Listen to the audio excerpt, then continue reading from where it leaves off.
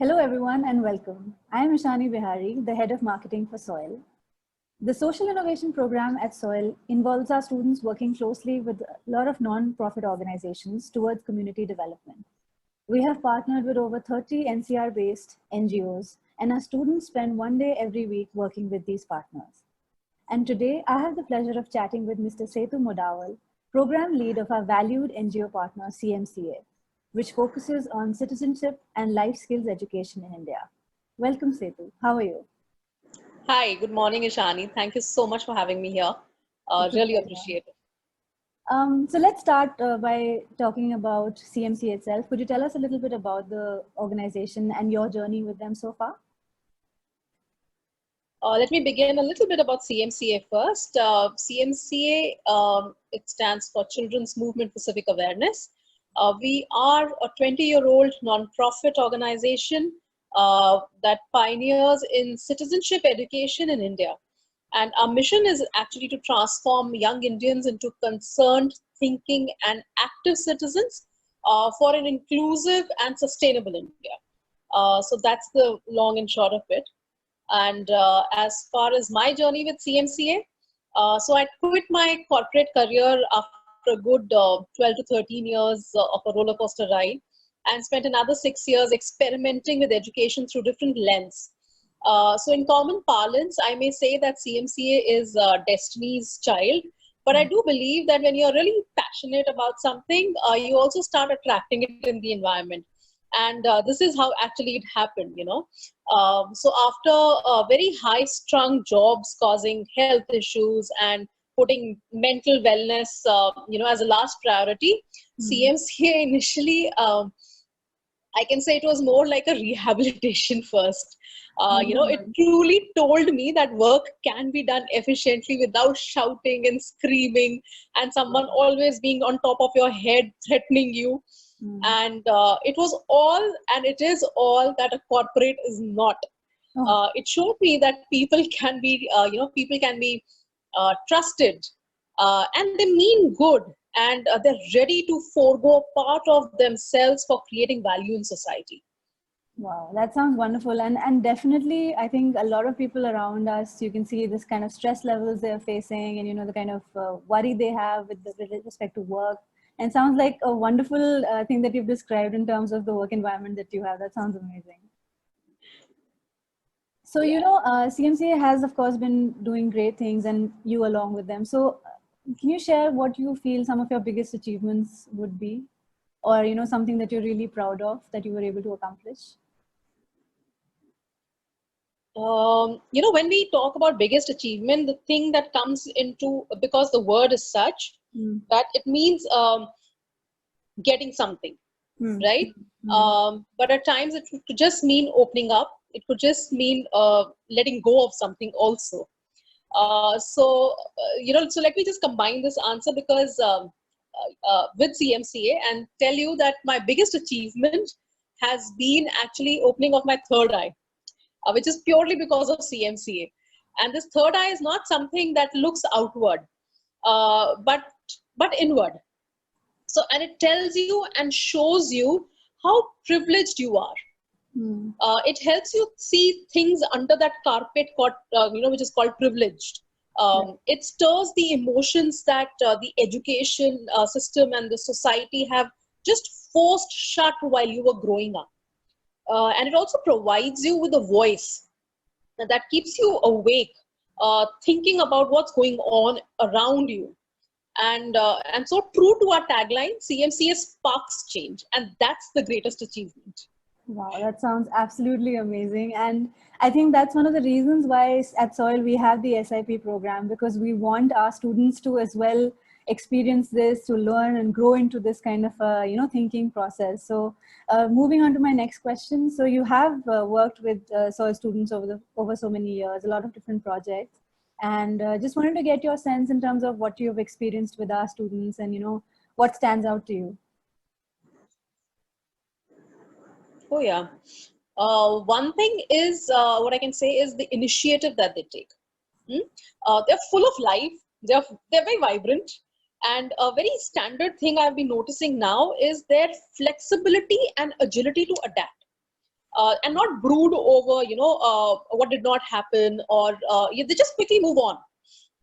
They're always hungry to do more, always waiting to dive in, full of ideas, and they're always ready to help you out with any issue that you may be facing. So another thing that that I see that they develop during the course of the training at SOIL is also the art of communication. Agreeing to disagree and disagreeing to agree. And somewhere, growing up, and I mean, personally also, I have always had this very severe dislike for sycophancy. And especially in these young entrepreneurs, or not entrepreneurs, but young students who are training to be managers or who are training to go out in the corporate world. But SOIL students I've seen are very far away from it, and it's a big thing. And I feel that it is only inculcated in a very democratic environment. So I think it really speaks a lot about the institute itself. Wow, sounds amazing to hear you say such wonderful things about our students. And I think the appreciation goes both ways, because you recently won, CMCA recently won NGO of the Year at the SOIL Awards. So firstly, congratulations. How was that experience? How did you feel? So it was such a big and pleasant and a beautiful surprise. So though, Arja did inform me that our students are getting the award, and the ones who were working with us under SIP, but she did not mention anything about the NGO, getting an award, or me being prepared about it, or anything like that. So I had no clue. And any appreciation, kind of feels good. And so much love and acknowledgement from SOIL, it obviously puts us on a different high altogether. And over the years, I think it's become a really beautiful bond. Yeah. We always hear just wonderful things about you and the work that you are doing. And Ajay ma'am, of course, is such an advocate for, the program and the way that, the interaction happens. So it's wonderful to see. So same, ditto. Yeah. So citizenship, education, and civic awareness, which is your focus area. I think it's a very important aspect to have people more aware of, what is happening around them, and to be vocal and, active in the community. So where do you see this movement going maybe in the next 5 years, especially with what's happening around us now?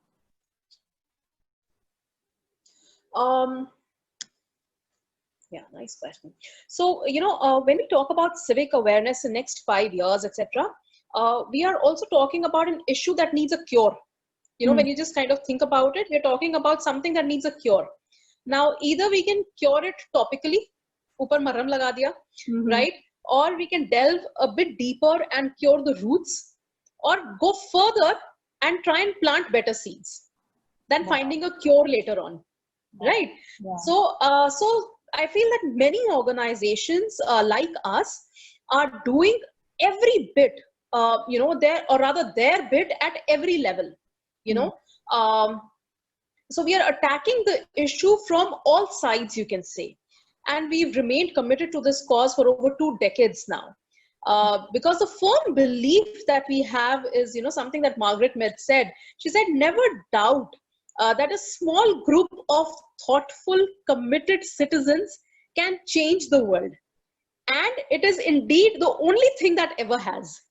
So we are just committed to a cause of empowering children, of empowering youth, and planting the seeds of sparking change. And the spark will definitely have, kind of become fire. Wow, that sounds so inspiring. And, I'm sure with the work that you do, you would be having a lot of highs and lows. How do you keep yourself and your team motivated to, continue this message, especially the way you described it just now? I think I fall back a lot on prayers. I fall back a lot on my spiritual practices, but let me, kind of very clarify it here that these practices are not passive. They are not waiting for some external force to grant me something. Rather, they are a lot about reflecting on how and what needs to be done so that I become a better version of myself. Right. And also, I think reading good books with a variety of genres really opens your mind to different aspects of life. And that's really important. That's what gives you hope. And when there's hope, and where there's hope, I think there's motivation. Wonderful. I completely agree with you on the reading aspect. I'm an avid reader myself, and I think it sort of just has this wonderful way of inspiring you and taking you to another level and really charging you to do anything that you feel that you can, you know.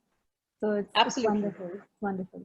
So I know that CMCA does a lot of physical workshops and trainings, and with the current pandemic, I'm sure that has been affected a little bit. So how have you adapted? What are you doing differently now?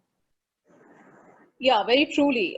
Because we at CMCA we've always had contact sessions with Hmm. the children and the college students, mainly because the curriculum is very experiential.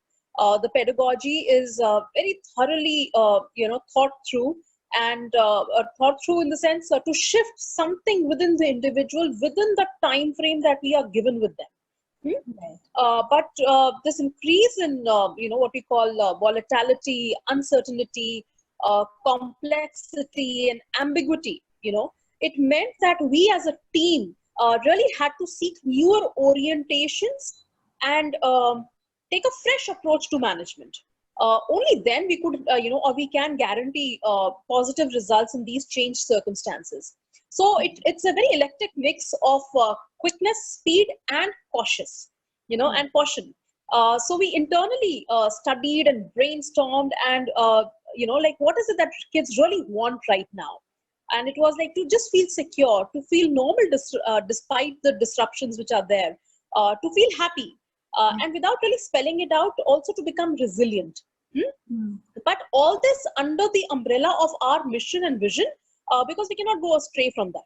So we immediately revisited all that we've been doing, and we are churning out new ways of reaching out to the kids through various other mediums available to them. So it could be TV, it could be radio, it could be WhatsApp, or any other social media platform.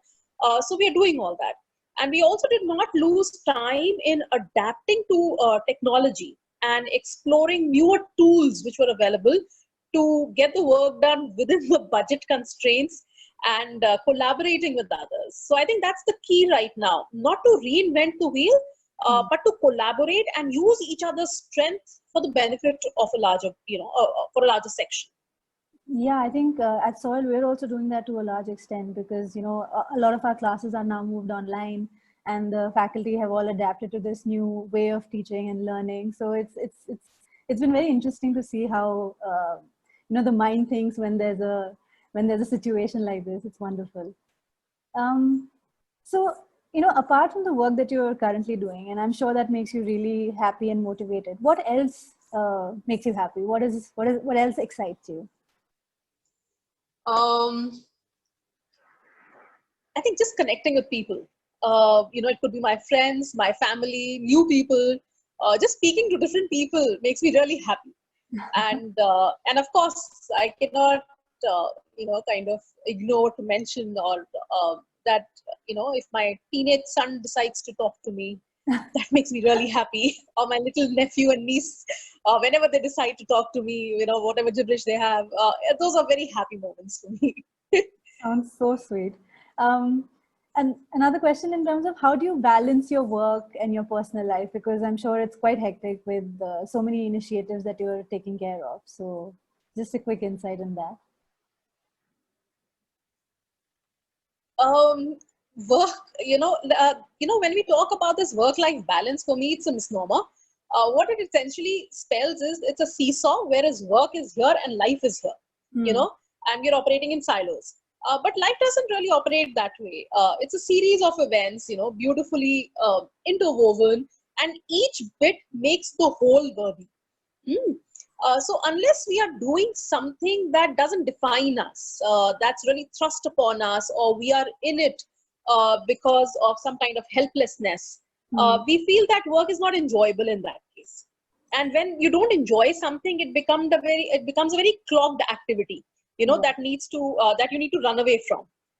But like your institute, that really works on students to bring out their true potential through the skills and strengths that they have. They're able to identify what kind of involvement really makes them happy. And Hmm. such situations then won't have the concept of, work different from life. So in short, do what you love and just compete against yourself. I think that just sums it up. Wow, thank you so much for that wonderful perspective. And as we close this conversation, I just had a final question. What advice would you share with youngsters and management students who are keen on taking up a career in social development? Wow. We really need the youth as change makers of the country and ultimately of the world. When youth or when students decide to join something or make a career out of it, let it not be because it seems easier than the other, because one industry or one particular sector is getting, you're knowing more and more about it, about the flip side of it. So that's why you think, oh, this could be better than that. Uh, just be driven by your passion to make a difference. Social development is a very responsible area, and that's a very powerful one too, if I may say. You are actually handling the lives of people. You are empowering them. You are dealing.